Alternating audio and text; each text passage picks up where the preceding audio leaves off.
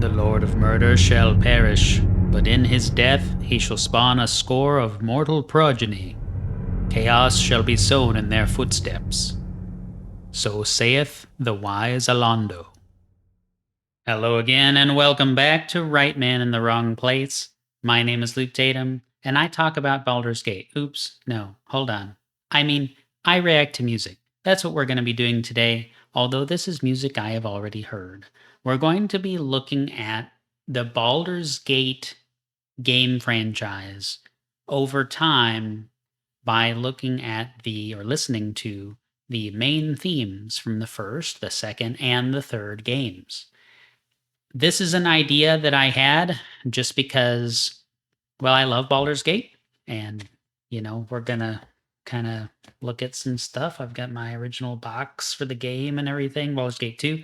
If you don't know what you just saw at the beginning of this video, that is the very, very beginning of Baldur's Gate 2, before really anything else happens, before the intro cinematic really gets started. And I love these games so much. I also have a little bit of a story to tell, but I'll tell that as we get into it. We're going to start with the first game and kind of go through the years. So Baldur's Gate 1 released in 1998, and the soundtrack composer is Michael Honig. This is incredibly awesome, but I want to talk sort of about how this kind of evolved over time. And if you haven't played the old Baldur's Gate games, the Black Isle, BioWare classic games, I strongly encourage you to do that. The enhanced editions are out there. You don't have to go find physical CDs like I have. Not that I would use these if I was going to play them, but it is a 5-disc game. And yeah. So let's listen to some music. Baldur's Gate 1 main theme by Michael Honig, 1998.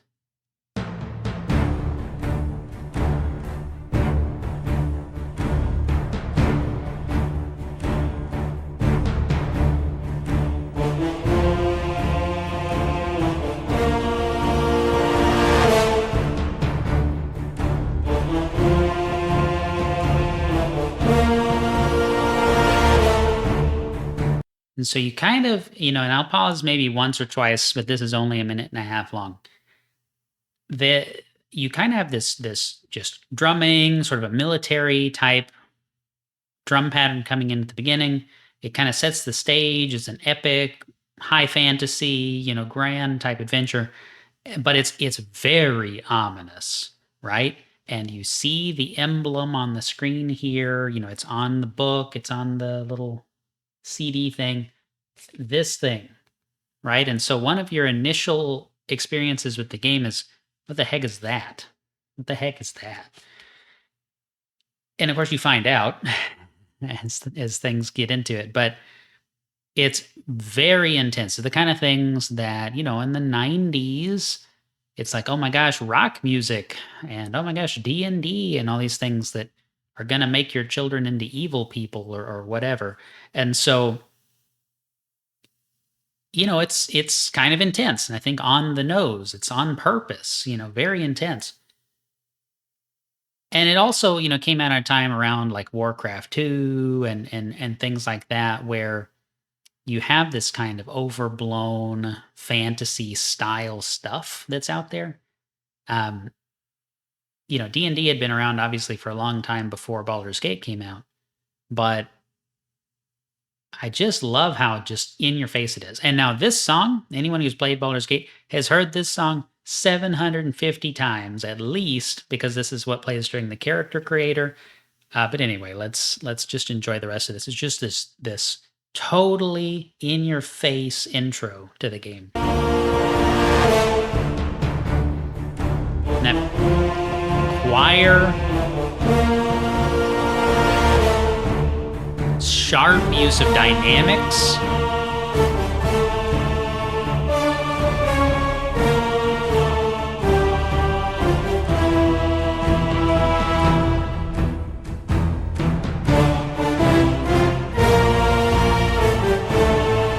It's all I can do not to just sing here, you know what I mean?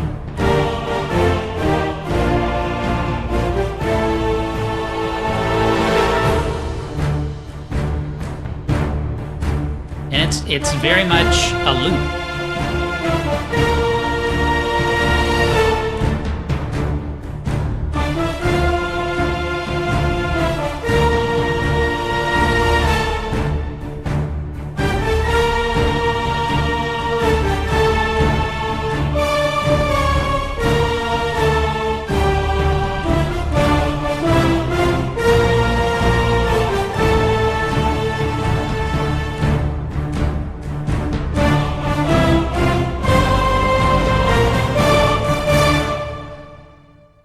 And so there you have it, right? I mean, that's the song. Now, that song is not overly complex. There's not that many instruments. It's got a full sound, but it's choir, it's kind of brass, it's got some deep resonant drums. I'm not sure that I would call them timpani. Maybe they're just tuned down timpani. And there's not a whole lot going on, but it's powerful and it's in your face and it's intense and I like it, right? Now, it really sets the stage because that game is all kinds of intense. But of course, it had limitations at the time, from the time as well. Stacks of 20 arrows or slingshot ammunition for your range characters and things you just kind of have to manually manage. And it's a little silly by today's standards, but it's a different time. And definitely one of the great CRPGs. Now, I mentioned a story, and so I'll tell it, I think, here between 1 and 2. Okay. The guy who introduced me to Baldur's Gate, he, went to the same school as me. This is back in, say, middle school, junior high, high school. He lived out in the country with his dad and his dad's parents, okay, in a trailer, kind of a rundown sort of country residence, not well-to-do people by any stretch or anything. And I went out there a few times, just a handful of times to hang out. We would play PlayStation 1 games, things like that. And I didn't have a PlayStation, so we'd play some games there. But we also played Baldur's Gate 1 and 2. And so he introduced me to Baldur's Gate and really, in a large way, to Dungeons and Dragons. I knew what it was, but I didn't know about it. Well, anyway, we hung out a few times. We were never the closest of friends or anything like that, but I knew him. And so fast forward years and years, I interacted with him just a couple of times after I got married. My son was born. We saw him a couple of times and, really just not for years after that. Well, then I found out that his father had taken his life, not his own life. Well, excuse me. His name is Richie. And so Richie's dad had taken Richie's life and his own. It's something perhaps to do with inheritance or something. I don't know the details, but horrible, horrible, horrible tragedy. And so I always associated Baldur's Gate with him. But, it's just this really emotional sticking point for me because he never got to see Baldur's Gate 3, and this was his absolute favorite game. We would just sit there and roll characters and have a wonderful time with it. And he knew every in and out of Baldur's Gate 1 and 2 and had for a long, long, long time. And Baldur's Gate 3 is so good and won all these awards and everything. And he didn't live to see that. And so that's part of the inspiration for doing this video series. But anyway, Richie, you're missed in a kind of a roundabout way of saying you're a missed individual, and I'm sorry that you didn't get to see how mainstream your favorite series became. All right, let's do Baldur's Gate 2 on that note. Here's my overlay. Let's get going. Baldur's Gate 2 just took the Baldur's Gate thing to such another level. So let's listen to that. It's a little bit longer of a song, but still not too long. And so again, kind of carrying over from the first game, intensity, right? It's in your face. It does not build up.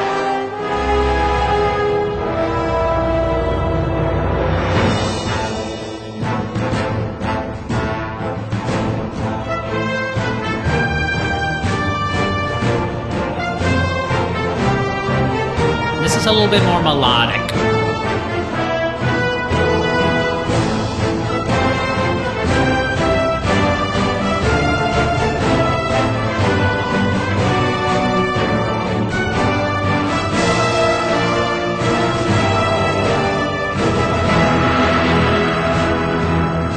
And so we have a lot more ideas going on here. We have a lot more of an evolution of this song. It's not just a simple loop to play while you roll dice and roll dice and roll dice and roll dice to try to get a perfect strength score on your fighter before you actually start the game or whatever you're doing.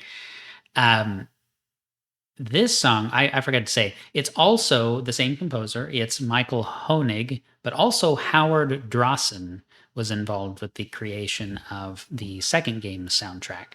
And so Baldur's Gate 2, Shadows of Am, excuse me. You know, that, well, you can't see anything on this box, but visually, it's nicer looking. We're still talking about a kind of low res, CRPG. Just very beautiful, very detailed world. And I think that carries over into the soundtrack as well. I wish that the little emblem on the cover was a little bit more visible because that is beautiful. And, it carries over, I think, just to the soundtrack, to the whole game.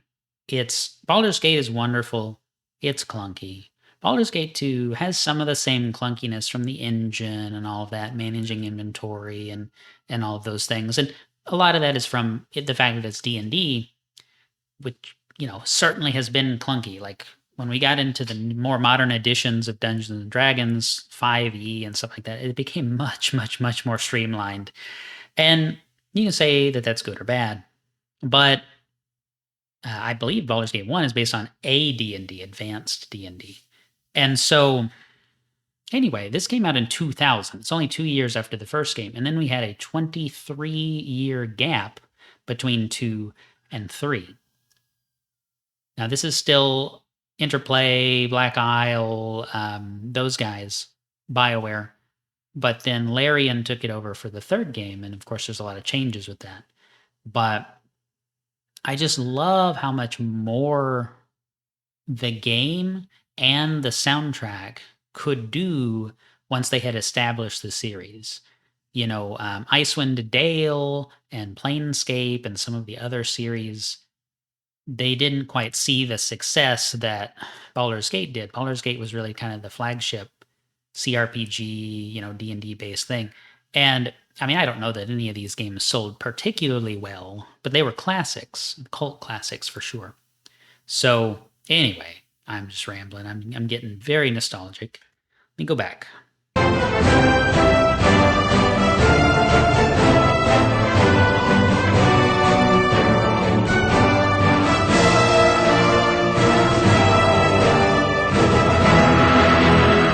There's more use of just the orchestra, right? There's slowing down, there's acceleration. I don't know if you want to use the terms, but accelerando. There's this beautiful line here. There's more melodic development. Harp.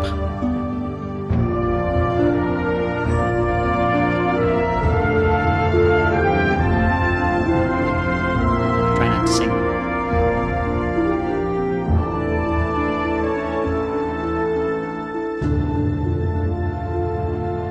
It's almost like the difference between Diablo 1 and Diablo 2. They're very much the same game, but they are also very different, right? Just absolutely menacing.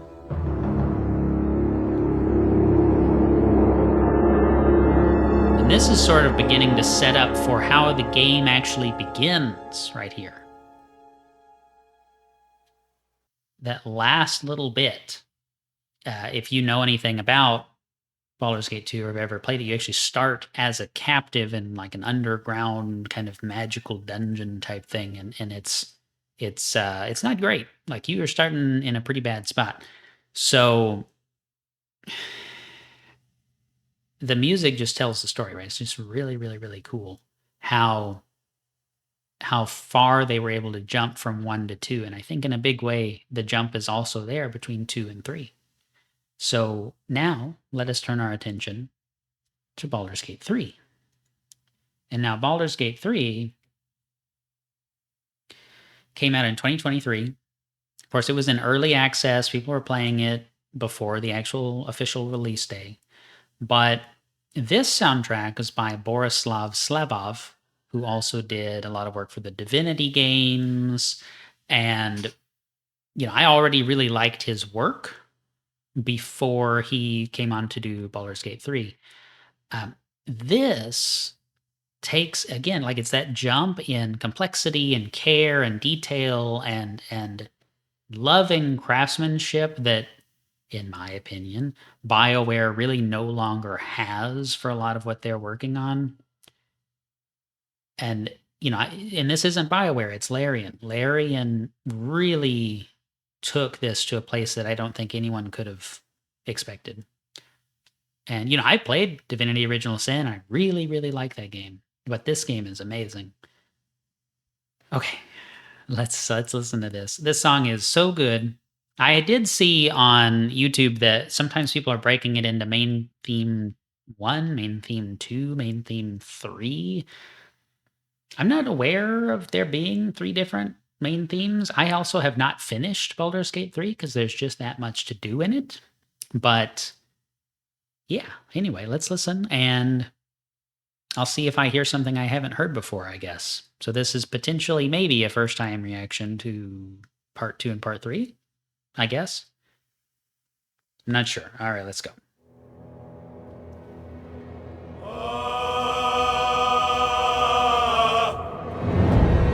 And so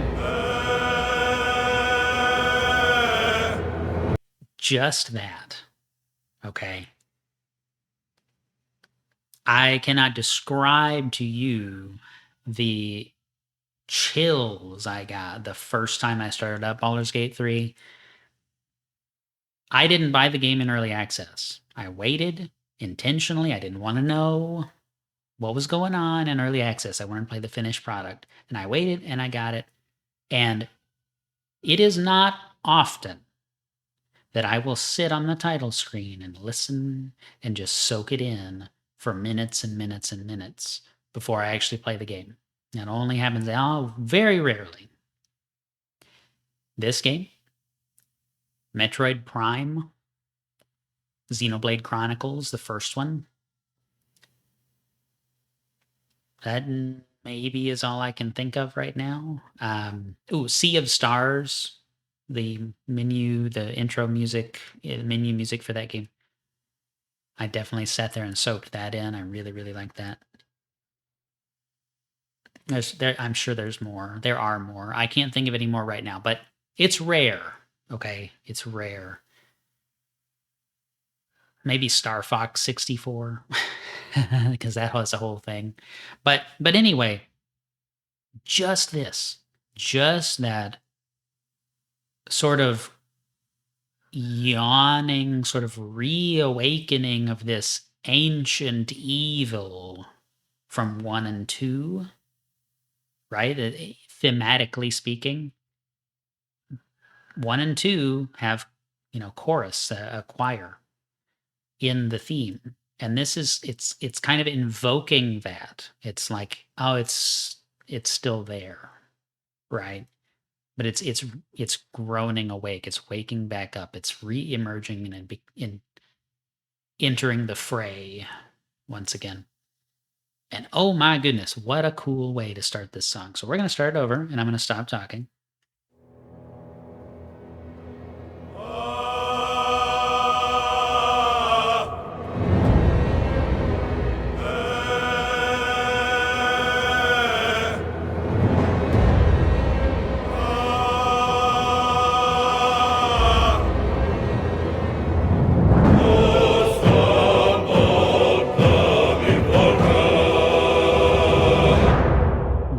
much a leitmotif in the game. That little melodic phrase. The same kind of percussive nature from Baldur's Gate 1 a little bit.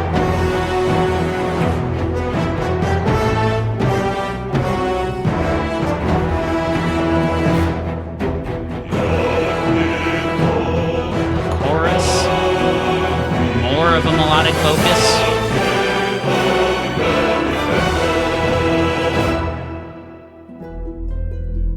And then we pull it back. Just like Baldur's Gate 2, you know? The harp is back. It's not the Baldur's Gate 2 theme. But it is taking subtle notes and subtle suggestions from the Baldur's Gate 2 theme without it being the same composer, the same theme. So it's not, and I'll pause, it's not like, you know how every time there's a new Elder Scrolls game, it's the same theme song?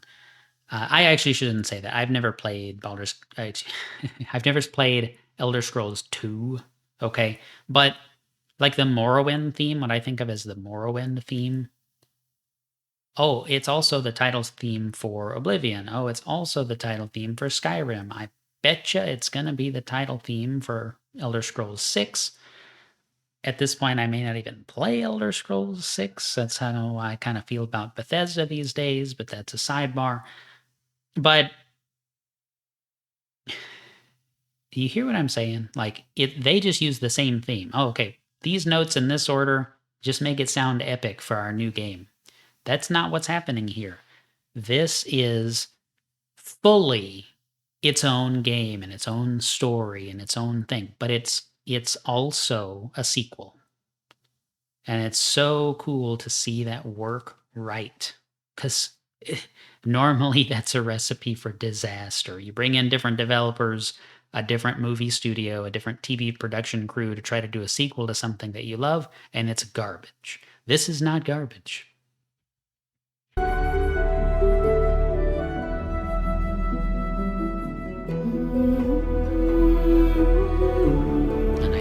Female vocal, which is a new touch, right? If we're just looking at main themes. To me, this voice is kind of like the voice of the city of Baldur's Gate. But that's just headcanon, you know.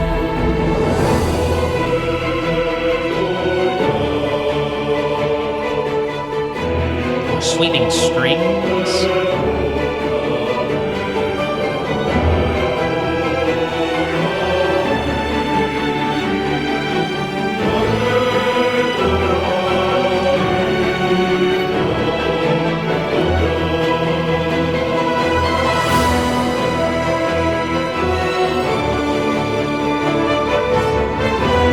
This is not all on the original main theme. I don't know what the main theme 2 and 3 thing is about. I don't know how you unlock that.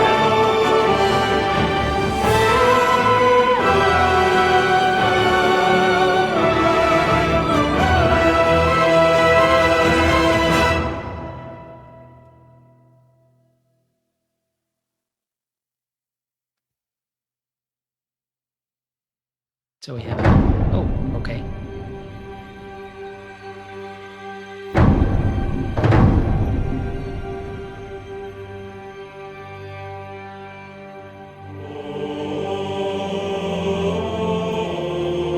Must be when you get to a certain act in the story or something, a certain portion of the story.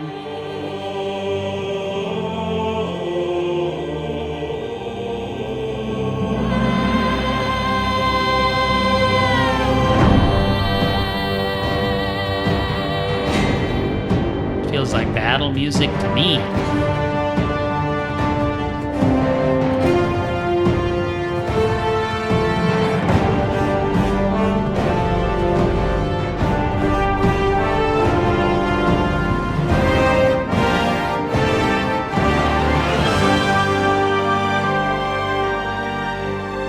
That's really interesting. That's like a triumphant resolution to the main leitmotif, but also, so in some of the instruments you have this nice resolution, and in some of the instruments you have it carrying into this more um, uh, not sad. Let's see.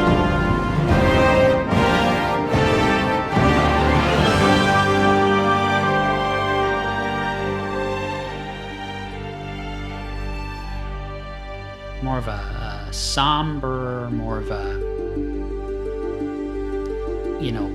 note of heartbreak there. It kind of winds down.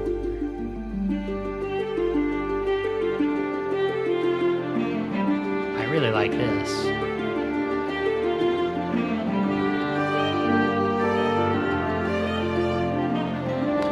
The whole soundtrack, everything I've heard, has been awesome. I actually can't wait to finish the dang game because I want to hear what, like the big bad boss music and stuff is like.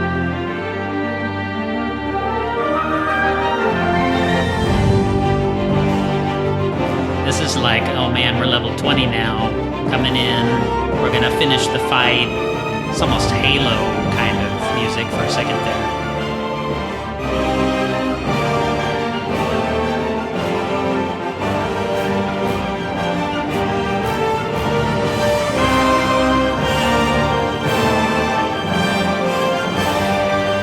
High stakes. Very intense. I guess that's the end. Is there more? Okay, don't forget this. Okay. Yeah, man, that was fun. I hope y'all enjoy this. I really, really, really like that kind of resolution to the main theme there. But even if it never had the rest of that, even if it was just the intense awakening evil stuff that I was describing, that stuff just made my year last year when I got the game. Completely amazing. I mean, to say that they nailed it in making a sequel to the Baldur's Gate franchise is such an understatement. And I talk about this a lot with people I know, but Fallout 1 and 2 to Fallout 3 is a great analogy here, because Fallout 3 is not Fallout. Fallout 4 is not Fallout. They completely re-envisioned what it was, and they really latched onto certain ideas from the Fallout franchise, and I feel like that's what's in the now popular TV show. I'm not planning to watch the TV show, but that's not how you do it. I love Fallout 3 for what it is, but it's not Fallout. And that's a whole different video. If y'all want me to talk about it, of course, I'd be happy to record a video about that. But there are other great videos out there talking about how Fallout 3 is not Fallout. Bethesda doesn't know how to make a Fallout game. So that's not good. If that had been what happened with Baldur's Gate 3, I would have been crushed. But thankfully, Larian really treated the source material well. It's really more like Peter Jackson making Lord of the Rings. Like, yeah, there are changes, but those have endured as, wonderful, wonderful pieces of film, right? And it's because it treated the source material with such reverence. Like, it can be done. It actually can be done. So, anyway, I could talk all day. I love all three of these games. I love this music. The composers, all the composers involved on each of the games, it's just amazing. It's amazing. And I would be so happy if even one person watching this video would go back and play Baldur's Gate 2, Shadows of Am, because gosh, it is so good. That is a great story. Okay. With all that being said, thank y'all again for spending some time with me, checking out this kind of wild, random little idea that I had that I'm going to edit myself. And if you want to support the channel, a couple of ways to do that.